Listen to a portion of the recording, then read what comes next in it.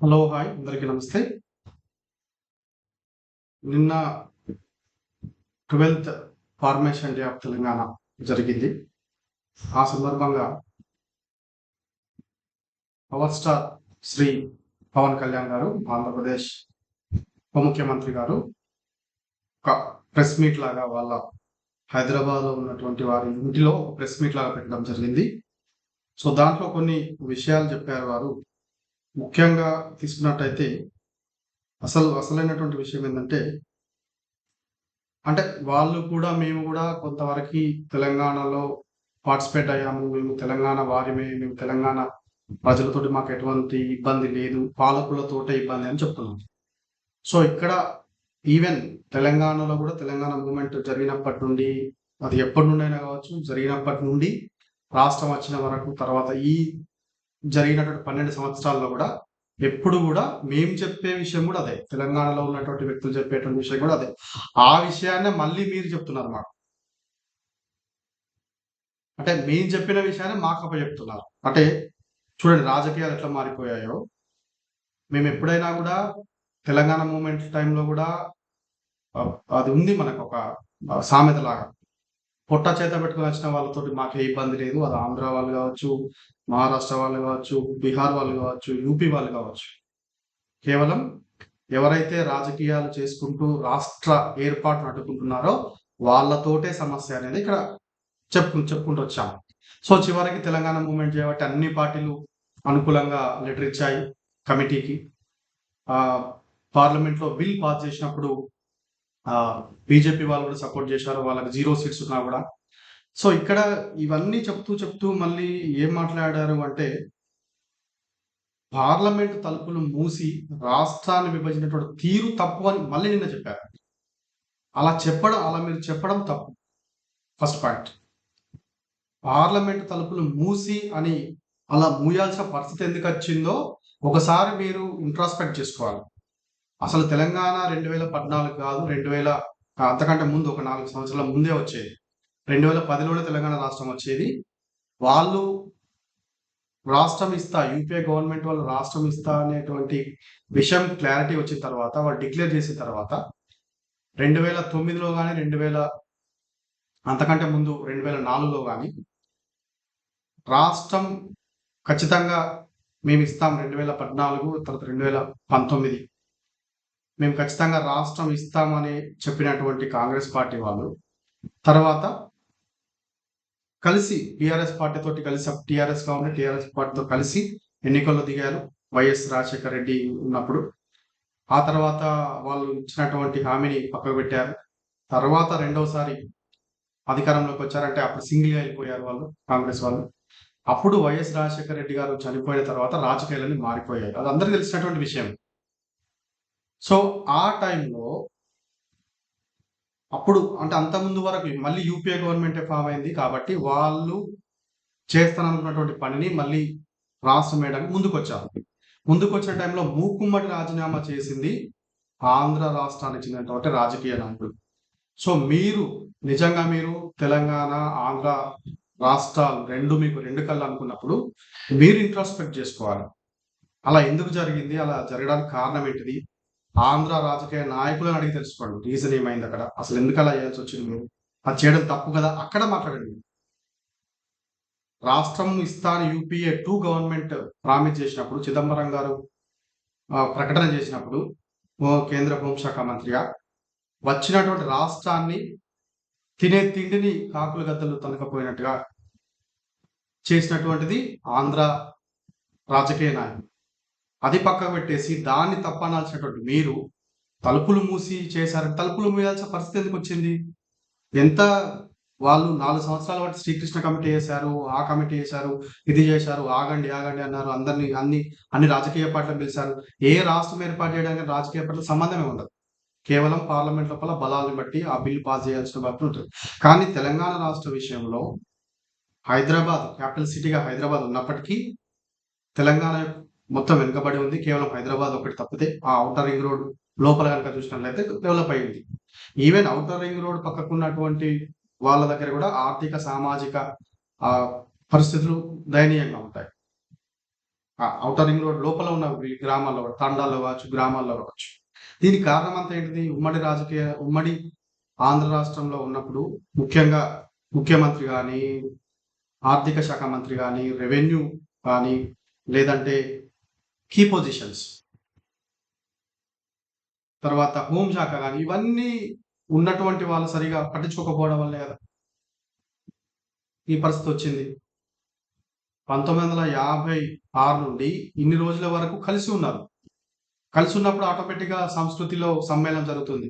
Andhra culture తెలంగాణకి రావడం, Telangana culture కొంతవరకి especially హైదరాబాద్‌లో ఉన్నటువంటి వాళ్ళకి ఆ తెలంగాణ కల్చర్ అబ్బడం జరిగిపోతాయి. అవన్నీ కామన్ థింగ్స్ అవన్నీ. సినిమాలో కూడా ఎప్పుడైనా తెలంగాణ విషయాలు చూపించారా? చూపించలేదు. తెలంగాణ రాష్ట్రం ఏర్పడ్డ తర్వాత ఇప్పుడిప్పుడే తెలంగాణ పైన సినిమాలు తీయడము, తెలంగాణ యాసతోటి మాట్లాడడం హీరోయిన్‌లు మాట్లాడడం జరుగుతుంది. అదొక మంచి పరిణామం.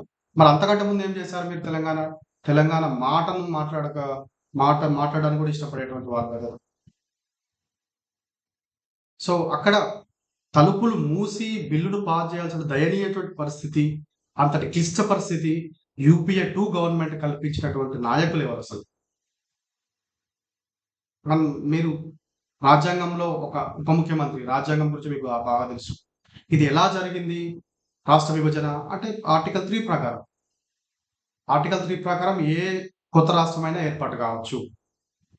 కొత్త రాష్ట్రం అప్పుడు మద్రాసు నుండి విడిపోయినటువంటి ఆంధ్ర రాష్ట్రము క్యాపిటల్ సిటీ లేకుండా ఉన్నప్పుడు ఇక్కడ ఇది నిజాం పరిపాలన నుండి ఏర్పడ్డటువంటి తెలంగాణ ప్రాంతము, తెలుగు మాట్లాడే తెలంగాణ ప్రాంతము ఏం చేయాలనే ఒక క్లిష్ట పరిస్థితి అంటే ఒక సందిగ్ధం వచ్చినప్పుడు హైకమాండ్ అంటే దేశంలో అధికారంలో ఉన్నటువంటి కాంగ్రెస్ గవర్నమెంట్ వాళ్ళు ఒక ఆలోచన చేశారు. జెంటిల్‌మెన్ అగ్రీమెంట్ కావచ్చు రకరకాలుగా ఉన్నాయి. చేసేసి కన్నడ ప్రాంతంలో ఉన్నటువంటి హైదరాబాద్ రాష్ట్రంలో ఉన్నటువంటి కన్నడ ప్రాంతాన్ని కర్ణాటకలో మరాఠా మాట్లాడేటువంటి భాషలో ఉన్నటువంటి ప్రాంతాన్ని మహారాష్ట్రలో కలిపి మిగతా ప్రాంతాన్ని మరి ఏం చేయాలి అంటే ఈ రకంగా అంటే ఈ భాష ప్రయుక్త రాష్ట్రం అని చెప్పేసి ఆంధ్రప్రదేశ్ రాష్ట్రాన్ని ఏర్పాటు చేయడం జరిగింది. అప్పుడు జవహర్లాల్ నెహ్రూ గారు ఆల్రెడీ చెప్పారు. ఒక అమాయకురాలైనటువంటి ఒక ఆడపిల్లని తుంటరి పిల్ల అంటే యాక్టివ్ డెవలప్డ్ ఉండొచ్చు, తుంటరి అనొచ్చు, లేదంటే గడుసు అబ్బాయితోటి అయినటువంటి అట్లా అంటే తుంటరి వాడని చెప్పాల్సిన కారణం ఏంటంటే విద్య, ఆరోగ్యము, వైద్యము, రవాణా సౌకర్యాలు, సంస్కృతి పరంగా డెవలప్‌లో ఉన్నారు. మీకు రైలు మార్గాలు చాలా ఎక్కువగా ఉంటాయి. తెలంగాణలో హైదరాబాద్ రైలు మార్గాలు లేవు. ఒకసారి రైలు మార్గాలు గనుక ఉన్నట్లయితే మనం దేశంలో ఎక్కడికైనా వెళ్ళగలుగుతాం. ఎక్కడైనా వెళ్ళి చదువుకోగలుగుతాం. నిజాం పరిపాలన లోపల తెలంగాణ రాష్ట్రంలో చదువుకోవడానికే ఇబ్బందిగా ఉండేది. తెలుగులో చదువుకోవడానికే ఇబ్బందిగా ఉండేది. ఈ హిస్టరీ అంతా మీకు తెలీదా? బండెనక బండి గట్లి 16 బండి గట్లని పాట పాడారు నిన్న ప్రెస్ మీట్‌లో. మరి ఆ నిజాం పరిపాలన టైంలో తెలంగాణ రాష్ట్రం గాని, హైదరాబాద్ రాష్ట్రంలో పరిస్థితి ఎలా ఉంది? చదువుకోనియడానికి అవకాశాలు లేవు. చదువుకోకపోవడం వల్లనే తెలంగాణ ప్రాంతంలో ఉన్న వాళ్ళందరూ కూడా ఎన్నికవ్వడం జరిగింది. సో, అక్కడి నుండి మొదలైనటువంటి ఆ అమాయకపు అమ్మాయినిచ్చి తుంటరి అబ్బాయితోటి పెళ్లి చేసినటువంటి ఆ సంసారం చివరికి 2014లో విడిపోవడం దాకా వచ్చింది. ఎట్లా? అంటే గతి లేని సంసారం అనేది చేయొచ్చు కానీ శృతి లేని సంసారం చేయాలని ఒక సామెత ఉంది. సో, ఇక్కడ గతి లేకుండా కాకుండా శృతి మించిందన్నమాట. తెలంగాణ వారు రాష్ట్రం కావాలనడము, ఆత్మాభిమానం కావాలనడము, ఆంధ్ర వాళ్ళు వద్దని చెప్పడం. అక్కడ అదే కంటిన్యూషన్. ఆ వివక్షత అట్లాగే కొనసాగడం వల్ల పెద్ద సమస్య ఏర్పడింది. అవన్నీ తెలీదా మీకు? తర్వాత ఇంకేం చెప్పారు? నన్ను మాట్లాడనీయకపోతే చాలా మంది తెలుగు వాళ్ళు గాని, ముఖ్యంగా మీరు చెప్పింది తెలుగు వాళ్ళని చెప్పారు. కానీ సోలాపూర్‌లో ఉన్నంతా తెలంగాణ వాళ్ళు. సూరత్‌లో కూడా తెలంగాణ వాళ్ళు. మరి గుజరాత్, మహారాష్ట్ర వాళ్ళు ఎలగొడితే మీరేం చేస్తారని మాట్లాడుతున్నారు? మీరు అంతకంటే ముందు ప్రెస్ మీటింగ్ స్టార్టింగ్‌లోనే మీరు తెలంగాణ వాళ్ళు ఎవరిని ఏమనరు, మంచిగా చూసుకుంటారని చెప్పారు. మళ్ళీ ఇక్కడ నుండి వలస వెళ్ళినటువంటి పద్మశాలిలు కావచ్చు, వీవింగ్ కమ్యూనిటీస్ కావచ్చు, వాళ్ళందరూ సోలాపూర్, భీవండి, సూరత్, అహ్మదాబాద్ అక్కడక్కడ ఉన్నారు. వాళ్ళక్కడ సెటిల్ అయిపోయారు. అసలు వాళ్ళు వెళ్ళడానికి కారణం ఏంటి? ఉమ్మడి రాష్ట్రంలో చేనేత రంగంపై చూపినటువంటి వివక్షనే కదా! అది అది మీరు మర్చిపోయారు. చేనేత సెంటర్‌లు ఆంధ్ర రాష్ట్రంలో ఎప్పటినుండో రిచ్‌గా ఉన్నాయంటే బ్రిటిష్ పరిపాలన వల్ల గావచ్చు, సంస్కరణల వల్ల గావచ్చు, తర్వాత ఉమ్మడి రాష్ట్రం ఏర్పడినాక వచ్చినటువంటి ఆహ్, ఆహ్, ముందు చూపు గావచ్చు, లేకపోతే ఫండ్స్ అలొకేషన్ ఎక్కువ గావచ్చు. మరి తెలంగాణలో ఏమైపోయింది? తెలంగాణలో చాలామంది పొట్ట చేత పట్టుకొని భీవండి, సోలాపూర్, బొంబాయి, సూరత్‌కెళ్ళిపోయారు. హుజూరాబాద్‌లో నేను చిన్నగా ఉన్నప్పుడు హుజూరాబాద్ నుండి బస్ వెళ్ళిపోయాడు. డైరెక్ట్ బి1 ఒక బస్ ఉండేది హుజూరాబాద్ డిపో నుండి. ఇప్పటికీ సిద్దిపేట డిపో నుండి సోలాపూర్ బస్ వెళ్తది. ఒకటో, రెండో.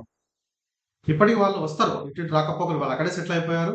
అక్కడే కొన్ని సాంచలు గాని, పవర్ లూమ్స్ పెట్టుకొని రన్ అవుతున్నాయి. కొంతమంది ఇండస్ట్రియలిస్ట్‌గా అంటే ఎంటర్‌ప్రెన్యూర్స్‌గా మారిపోయారు. కొంతమంది అక్కడే ఏదో చిన్న చితక పని చేసుకుంటూ అక్కడే సెట్ అయిపోయారు వాళ్ళు. సో, వాళ్ళకు తెలంగాణ కల్చరు వచ్చు. వాళ్ళకు మహారాష్ట్ర కల్చర్ వచ్చు. వాళ్ళతోటి ఏ సమస్య లేదు. వాళ్ళు అక్కడికి వెళ్ళడానికి కారణం ఏంటిదో మీరు ఆహ్, సెలవియ్యాలి. తర్వాత సినీ పరిశ్రమ వచ్చిందని చెప్పారు. సినీ పరిశ్రమ ఇక్కడ రావడానికి కారణం ఏంది? స్టేట్ విడిపోయింది. స్టేట్ విడిపోయిన తర్వాత మరి క్యాపిటల్ సిటీ ఉన్నప్పుడు ఆటోమేటిక్‌గా వస్తది. మరి ఆ క్యాపిటల్ సిటీలో వచ్చినప్పుడు ఆ ల్యాండ్ అంతా కూడా ఎవరిచ్చారు? ఉదారంగా ఎవరిచ్చారు ల్యాండ్? రాయితీగా ఎవరిచ్చారు? స్టూడియోలు కట్టుకోవడానికి గాని, రకరకాల స్టూడియోలు కట్టుకోవడానికి. రాయితీతో ఇచ్చారు కదా! రూ. 1, రూ. 2. ఇవి గుర్తు చేయొద్దు మీరు. ఇవి గుర్తు చేస్తే మీకు కోపమొస్తది. సరే ఇండస్ట్రీ వచ్చింది. ఇండస్ట్రీ వచ్చిన తర్వాత దానిలో తెలంగాణ నుండి పనిచేసేటువంటి కార్మికులు ఎంతమంది? కార్మికులంటే చిన్న చితక పనులుంటాయి. సినీ పరిశ్రమలో లైట్ బాయ్ గావచ్చు, రకరకాల. సో, అక్కడ గూడా మళ్ళీ కులాధిపత్యమే గదా! ఆంధ్ర వాళ్ళ పెత్తనమే గదా! సినిమా ఇండస్ట్రీ అంతా గూడా. ఎప్పుడైనా తెలంగాణ పైన సినిమాలు తీశారా? తెలంగాణ ఆహ్, ఒక ప్రత్యేకత పైన, తెలంగాణ సంస్కృతి పైన, బతుకమ్మ పండుగను ఎప్పుడైనా చూపెట్టారా? బతుకమ్మ పాటను ఎప్పుడైనా చూపిచ్చారా? లేదు. మరి అట్లాంటప్పుడు సంస్కృతి సమ్మేళనం జరగలేదు.